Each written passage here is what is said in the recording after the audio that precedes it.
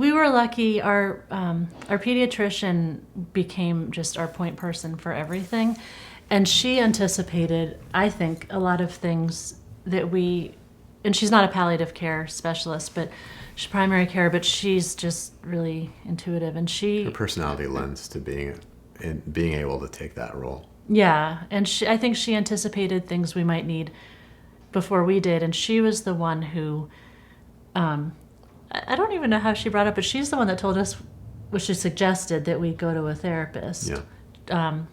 And she was the one that found us someone that was good, that we really liked working with.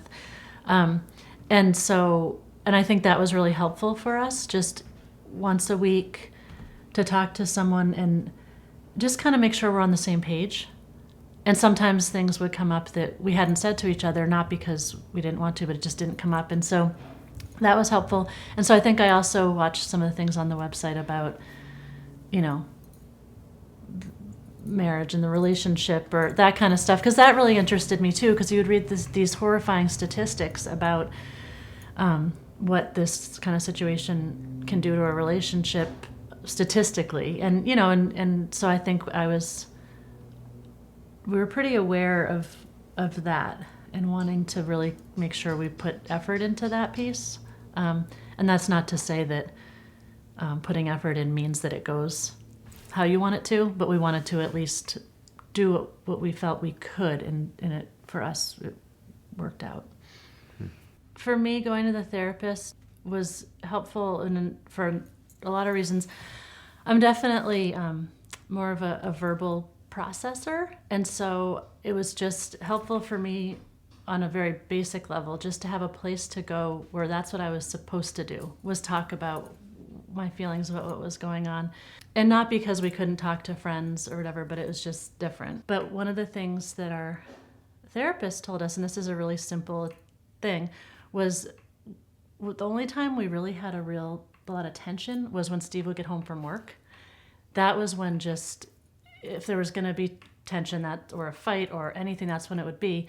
And it would be like I was home all day in this constant state of I shouldn't say constant state of fear, because during the day we had lots of fun and Emerson would take some naps, but there was always this stress of what was to come.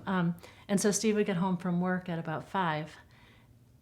And I don't know if I would immediately want you to do something, or I would be immediately frustrated by something. So anyway, our therapist had told us that that's usually when people fight. And so she had said, for the first 15 minutes after you get home, we shouldn't speak to each other. Steve should come in the house, because he'd always want to change his clothes, and I'd be like, we'll just do this first. So she said for 10 minutes or 15 minutes, don't speak. You can say hello. Don't say another word. And that really changed things for us. Yeah, that was helpful. Well, and the other good thing about having the counselor was that she was a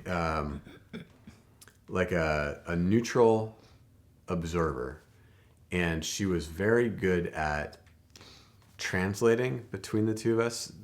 I could say, whatever I'd say, or she could interpret my actions and turn them into what I was feeling, or kind of just pave the path for just translating between two very different styles of. We had very similar ways of how we saw our role in Emerson's life and all that stuff.